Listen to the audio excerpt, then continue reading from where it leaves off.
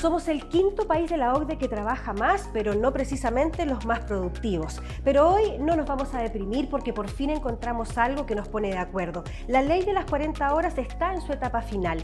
¿Cómo se logró? ¿Qué beneficios trae? ¿Vamos a recibir menos sueldo? ¿Las mujeres realmente vamos a poder descansar o vamos a ocupar esas horas en más trabajo doméstico? Aquí comienza Poderosas, celebrando las 40 horas. Bienvenidos al cuarto capítulo de Poderosas, estamos contentos, efectivamente vamos a hablar de una ley que yo creo que ha sido un ejemplo de cómo es ponerse de acuerdo en Chile, una tramitación de una ley que ha tenido actores conversando, que ha sido flexible, que ha llevado hartos meses de conversación y nos pone contento poder estar con tres mujeres expertas en temas laborales que nos van a ayudar a desglosar, a hacer un zoom de alguna manera a lo que son las leyes de 40 horas, este proyecto de ley que vamos a estar desglosando de a poco con estas panelistas. Quiero presentarles a Magali Correa, abogada especialista en Derecho Laboral. ¿Cómo estás, Magali? Hola. Gracias por estar con nosotras hoy día y poder ayudarnos un poco a entender esto que está pasando. A Evelyn Contreras, fundadora y directora de incidencia de Avanza Inclusión. Muchas gracias por el espacio. Tenemos que hablar harto, Evelyn, porque ustedes ya están acogidas a las 40 horas como organización, o sea, es una doble mirada, así que interesante. Exacto. Tu mirada ahí. Y a Daniela López, abogada jefa de la Unidad de Transversalización de Género de la Subsecretaría del Trabajo, que estuviste trabajando por esta ley, estuviste en estas conversaciones que decía yo, ¿no? Y partamos al tiro por eso. ¿Cómo es esta ley? ¿Cuál es el carácter de esta ley? ¿Cuál es el espíritu? Bueno, primero estamos muy contentas y contentos en el Ministerio del Trabajo y en el Gobierno por la unanimidad que consigue esta ley. Yo creo que eso es lo primero que tenemos que ver, porque no es solo una unanimidad de la política. Esto viene, yo creo que el sello más importante ha sido los diálogos sociales. Porque los proyectos originales, no abarcaban a tantos trabajadores y trabajadoras, porque el Código Laboral registra muchos tipos de jornada distintos. Acá se intentó generar que este beneficio pudiera extenderse lo máximo posible, pero además tomando las realidades de cada uno de los sectores productivos, que es muy complejo. Y ahí tuvimos que armar diálogos tripartitos, que es el sello de la Organización Internacional del Trabajo, donde se sentaron empleadores y empleadoras, trabajadores y trabajadoras y el Estado. Fueron más de 200 diálogos, que estuvieron gremios, sindicatos, empleadores, expertos, académicos, académicas, organizaciones de mujeres, en particular mujeres con labores de cuidado. Mira. Y eso nos nutrió, el consenso social que tiene 40 horas. Yo creo que algo que tenemos que reconocer es que esta es una de las reformas más sentidas en la sociedad, lo cual hace que también la política no pueda mirar hacia un lado, porque en estricto rigor tenemos un consenso social tan grande que la política tiene que avanzar. Y yo creo que el gobierno ahí lo que hace al reactivar la discusión fue: esto es prioridad para la ciudadanía, necesitamos mejores condiciones para las familias trabajadoras y vamos a reactivarlo, pero vamos a nutrir de manera integral el proyecto con las realidades concretas. Se sentaron todos los sectores productivos y llegamos con este consenso social en la indicación del Ejecutivo. Y ahí yo quiero contar que además yo estoy muy contenta porque se integró la perspectiva de género en la reforma. Y cuesta mucho integrar la perspectiva de género en reformas transversales. Siempre nos han puesto en demanda, particularmente como que si fuéramos una cápita de la sociedad. Entonces, cuando hablemos de mujeres, vamos a sacar como el petitorio mujeres y vamos a hablar por fuera de la economía, por fuera del trabajo, por fuera de la salud. Y acá se integra al mundo del trabajo. Y ahí pudimos ingresar, digamos, al Congreso y ese consenso fue recibido por todos los sectores políticos. Y desde esa perspectiva, Evelyn, hay algo interesante. Hay diálogos, se escucharon, ustedes han trabajado con las 40 horas. ¿Qué es lo que hay en consenso, crees tú? ¿La calidad de vida? ¿El tener más horas para mi familia? ¿El realmente ser más productivo en las horas de trabajo? ¿Qué es lo que nos une con esta ley que tú dices? Por eso hay un Congreso que vota en mayoría y la aprueba este siguiente paso, digamos. Yo creo que hay algo importante que tiene relación con mejorar las opciones de tener una vida más plena, más participación social en distintos espacios. Para nosotros como organización que trabaja por la inclusión laboral de personas que tienen riesgo de exclusión social, es importante entender el trabajo como una plataforma para la vida, ¿cierto? Pero no la vida, no es igual a la vida. Entonces, de alguna forma, el poder entender que tenemos otros espacios, queremos otras relaciones humanas, queremos entender un poquito más allá, ¿cierto?, nuestras propias vidas individuales, es fundamental. Ahora, entiendo también que en este diálogo y en esta conversación hay mucho que valorar de los distintos sectores, ¿cierto? Hubo mucha discusión en torno a si es que era factible. y de alguna forma el poder haber entregado sellos a organizaciones como la nuestra, que tienen una larga trayectoria de trabajo en 40 horas, nosotros siempre hemos trabajado 40 horas jornada completa, de alguna forma viene a visibilizar que se puede, ¿cierto? Ya te voy a preguntar que no se contrapone. Claro, que nos desgloses un poco cómo ha sido esto de ustedes tener las 40 horas, qué has sentido que cambia o que mejora, sobre todo cuando alguien viene de otro trabajo y dice, me encuentro con esta realidad de trabajar 40 horas, pero Magali, hay algo interesante acá, que ¿qué estábamos haciendo tan mal que todos queremos trabajar menos? ¿Qué es lo que tú ves cuando litigas? ¿Dónde están los problemas de que estamos todos estresados en el fondo? O sea, que finalmente es vivir en función del trabajo. O sea, sobre todo en ciudades grandes, donde además de las horas de trabajo excesivas, tienes que sumarle tiempos de traslado que no te dejan tiempo para realizarte como persona, sea tu desarrollo familiar, intelectual, de tu ser. Y esto, el tiempo de trabajo, con el tema de la excesiva conexión hoy en día, ni siquiera terminas tu jornada y sigues conectada de alguna forma al trabajo, por llamados, mails, estás pendiente.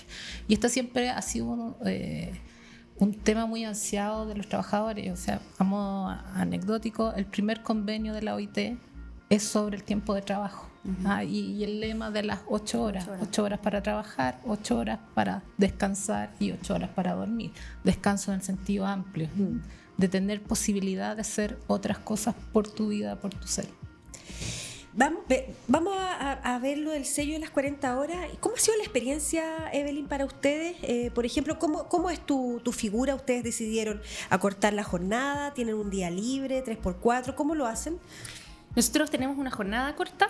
Eso implica que tenemos libertad, salimos de nuestro trabajo normalmente a las 5 de la tarde. Obviamente siempre hay algunos roles que tienen más flexibilidad horaria, pero principalmente creo que como me adelanté un poco, el hecho de que nosotros nacimos como organización dentro de esa lógica tiene para mí mucho que ver con una mirada de género, ¿cierto? De entender también qué queremos desde la distribución y la participación social, como decía por una parte, pero también quiénes somos a nivel personal, ¿cierto? Fundadoras, principalmente mujeres en jefaturas, ¿cierto? Y cómo de alguna forma este espacio que nos permite trabajar menos, nos permite igual un alto compromiso con nuestro trabajo. No tenemos de ninguna forma una situación de productividad baja. Al contrario, lo que tenemos es gente muy agradecida por este espacio, Exacto. esta posibilidad de complementar la vida personal y laboral. ¿Y en qué se nota el salir una hora menos? ¿En qué lo notas tú? ¿Llegas antes a la casa? ¿La gente anda más contenta? ¿Qué notas tú que cambia trabajando una hora menos al día? Principalmente se nota en el poder tener actividades de tiempo libre, de calidad, poder tener panoramas dentro de la semana con la familia. En el fondo que no se reduzca un poco, como decía Magali, ¿cierto?, a solo trabajar y prepararse para otro día de trabajo, sino que poder efectivamente tener vida después de las 5 de la tarde. Claro. Bueno, tú estás en Viña y uno dice, en Viña a lo mejor hay menos problema de tránsito, está el mismo problema de tránsito. Daniela. Sumando a lo que contaba, para nosotros como ministerio fue muy importante el sello 40 horas, porque era tomar las buenas prácticas laborales que ya estaban instauradas. No es que estuviéramos discutiendo en abstracto. Cuando se nos decía y se criticaba mucho, esto no va a ser, va a haber como una debacle en la productividad, y iba a haber un problema en el empleo, se va a despedir gente, se van a bajar salarios, ya había muchos empleadores y empleadoras que les preocupa la calidad de vida de sus trabajadores.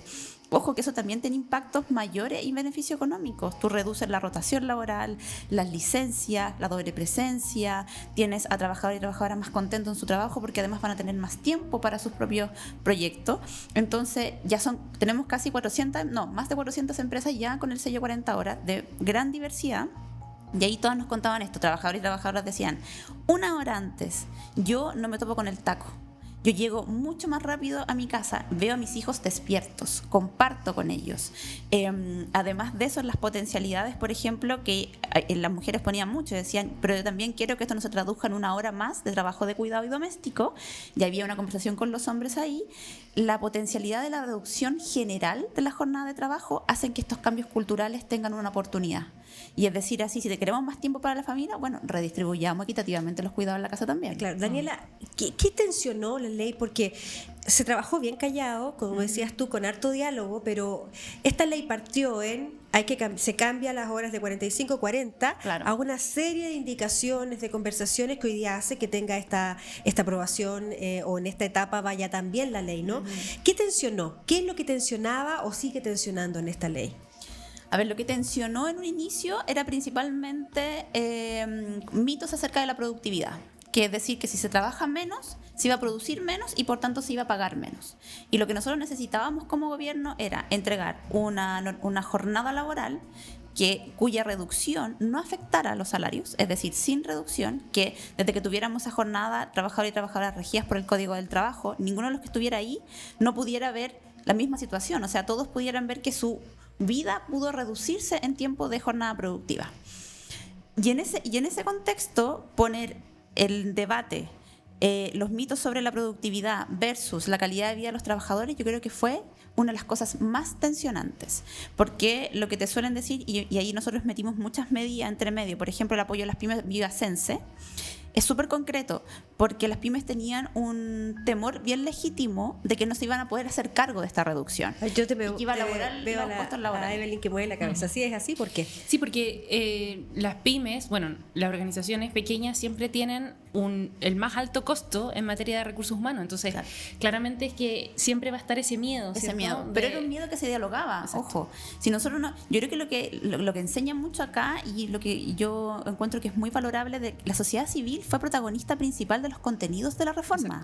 Y eso era algo que a los actores políticos no podían desconocer, porque no llegabas con una reforma hecha entre cuatro paredes por equipos técnicos de un ministerio a negociarla. O sea, acá estaban sentados todos los rubros productivos representados en su momento y después en el Congreso llegaron más. Y ahí tuvimos que buscar nuevos consensos, pero con estos límites. Es decir, todo el mundo tiene que tener un tiempo mayor de descanso, no se puede generar precarización y, ojo, y tenemos que tener una igualdad de género en los beneficios de la reducción de jornada. Esas cosas sentaron y nos hicieron ponernos de acuerdo, digamos, desde extremo a extremo los sectores políticos. Pero yo siempre lo que voy a recalcar es el gran triunfo de esta unanimidad es de la ciudadanía protagonista de una reforma que se empoderó. Y cuando trabajadores y trabajadoras y familias completas, incluso empleadores con buenas prácticas, dicen sí se puede, tú ves que las cosas avanzan, dando un ejemplo de que puedes superar las polaridades de la política y el gobierno puede conducir Exacto. un diálogo ciudadano que es democrático y que le otorga mejores condiciones de vida a la gente. ¿Magali? Eso me parece sumamente relevante, el diálogo social, porque todas las normas laborales tienen incidencia desde la perspectiva empresarial, de los trabajadores, del Estado mismo como empleador incluso, y todos tienen intereses legítimos. Entonces, el poder tratar de conciliar estos intereses en pos de algo que a todos les interesa, que resulte bien, hace que estas reformas tiendan a ser mucho más estables en el tiempo. O sea, el ejemplo que Eso se es muy ve con importante, el sí. tema de la OIT, que funciona de manera tripartita y estos acuerdos tienen mayor duración en el tiempo. Y no hay que estar parchándolos a rato porque de repente en la práctica se dan cuenta de que, oye, pero esto está afectando, no vieron este problema que suscita la ley por querer hacerlo Exacto. mejor, salen a veces... Ahora, igual hay algunos gremios que se pueden sentir más afectados con este tipo de ley. Estoy pensando en el sector turístico, estoy pensando en las pymes, justamente que hablaba Evelyn, pero ¿qué sectores crees tú en el trabajo podrían tener más problemas o quedar fuera a lo mejor de esta forma de trabajar con 40 horas? Mira, yo lo que he visto del proyecto es que se han reunido diversos intereses, entonces de alguna forma han sido oídos y han sido establecidas normas particulares para ellos. Sí, Me de hecho lo que parece nos queda pendiente, y muy cierto, porque acá no es como que se tomaron, por ejemplo, estándares disociados de la realidad concreta. Acá trabajadores, empleadores, todos hablaban de lo concreto y buscaban un consenso para su rubro. Entonces yo ahí siempre digo que hay que valorar eso, porque uno de repente, desde el punto de vista exclusivamente técnico, podría tener otra norma ideal. Pero eso puede no estar dialogando con la realidad chilena. Y muchas veces yo digo, la experiencia, siempre la evidencia es demasiado importante para hacer legislación, pero no podemos comparar realidades muy distintas laboralmente, por ejemplo, países del primer mundo con Chile.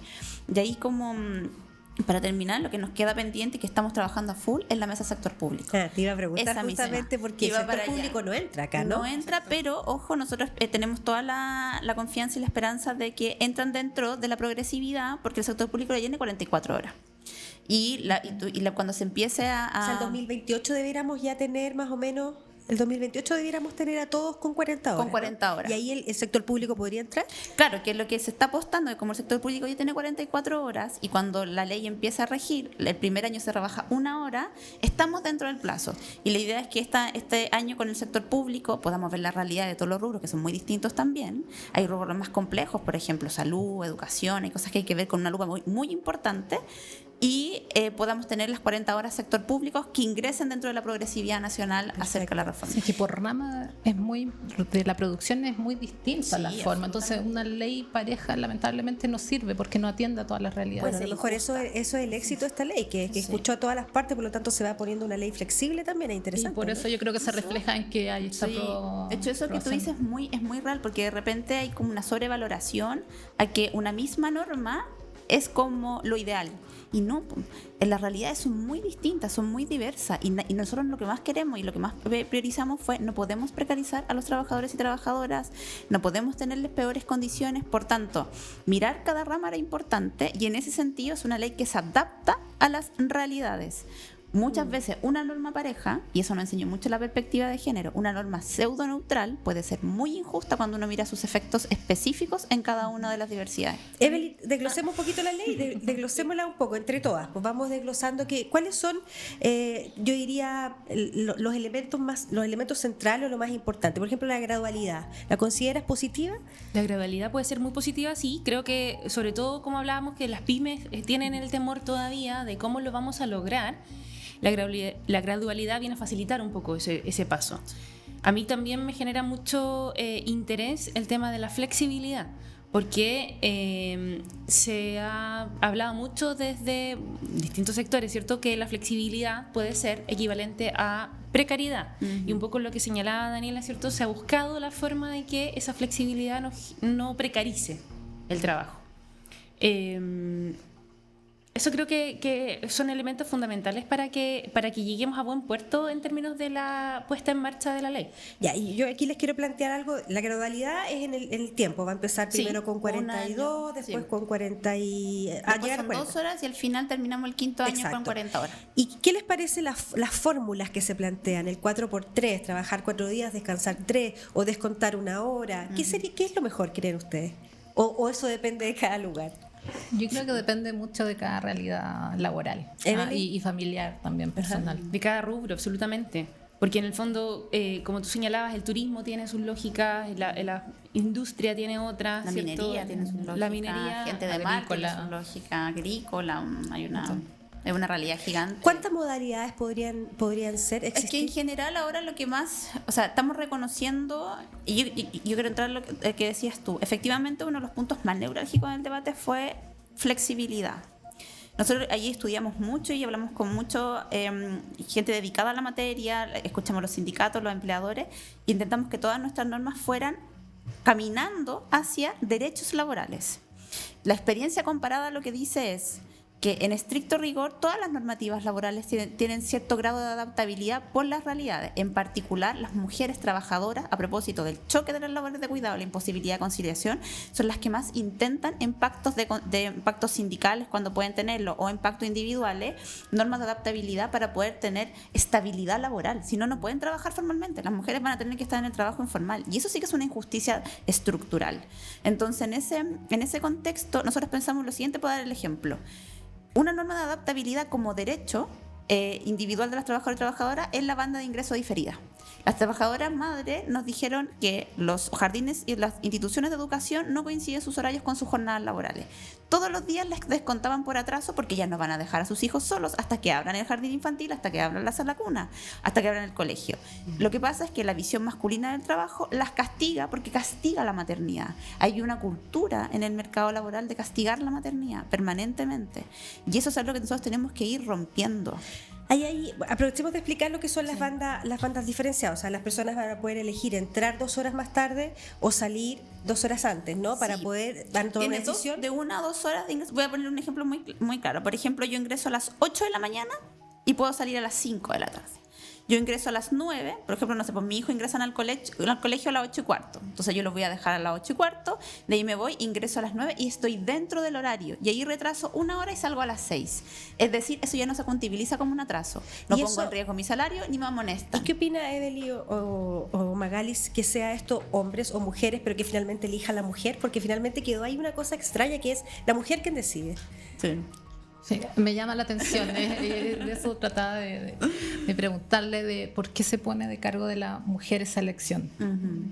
¿Cuál crees tú mi que es la duda. respuesta? Y para mí, lamentablemente, es que seguimos pensando que la mujer es la que está a cargo de los niños, la mujer es la que está a cargo de la casa.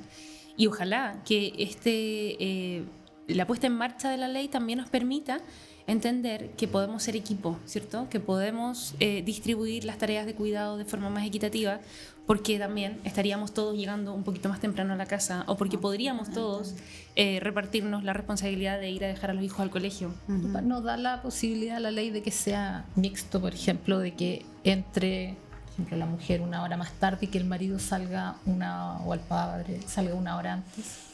O sea, esa era de- la de idea de la modificar. indicación Que de se la pueden ejecutiva. compensar las horas. Exacto, Sí, la idea era efectivamente la idea original nuestra. Bueno, nosotros ocupamos el término corresponsabilidad social porque lo que queríamos es que las labores de cuidado sean reconocidas en el Código del Trabajo y por tanto sean una responsabilidad que también asume desde el empleador a los hombres y la sociedad en su conjunto, que no sea una responsabilidad de las mujeres.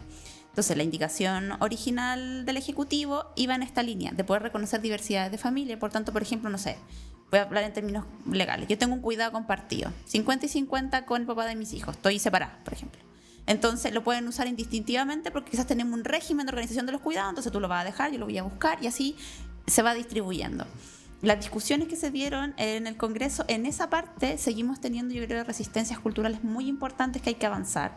Yo creo que esta norma sin duda es un tremendo beneficio y avance, pero siempre yo he dicho, la ley es una herramienta muy importante, modela muchas conductas, no cambia así todas las mentalidades. Y ahí viene un trabajo más Eso es grande, verdad. Es que comunicacional, es muy de educación, y el tema es que en muchos sectores, incluyendo, ojo, organizaciones de mujeres, y por eso no estoy diciendo que estén equivocadas ni nada, estoy diciendo que tenemos que seguir avanzando en este debate de la corresponsabilidad. Sí sienten que es algo que les pertenece a ellas por la maternidad y por otra parte sectores mucho más conservadores creen que efectivamente las mujeres son las únicas que tienen que hacerse cargo del cuidado. Yo creo que ahí tenemos que avanzar en una corresponsabilidad afectiva de que nosotras no tenemos que andar cargando doblemente ni con doble jornada ni con doble presencia, exacto, y que los cuidados son lo que tenemos que redistribuir para que las mujeres podamos trabajar tranquilas y tengamos derecho al descanso. Pero ahí hay una tarea importante.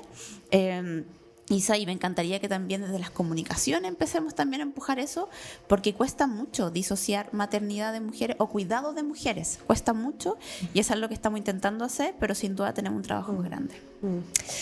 Bueno, vamos cerrando, increíblemente se nos pasó volando el tiempo para desglosar la ley, pudimos conversar. Igual me queda una pregunta pendiente, Magali.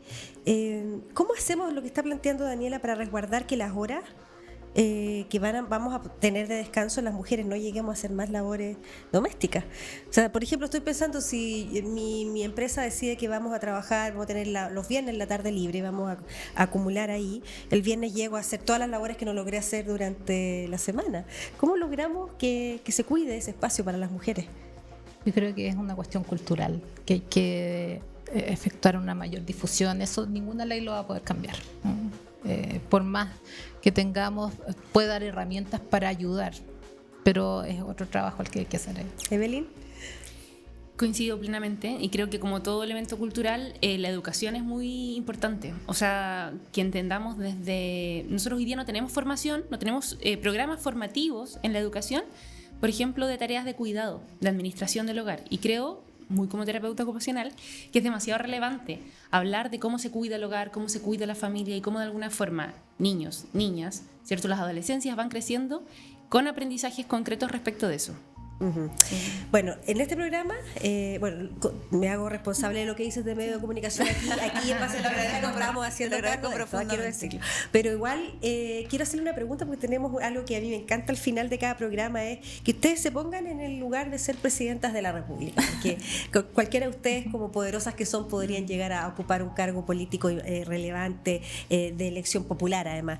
Si ustedes fueran presidentas de la República hoy, ¿qué medida priorizarían para que las labores de cuidado de casa sean paritarias? Que es un poco quizás lo que nos pone como desafío. ¿Quién quiere partir?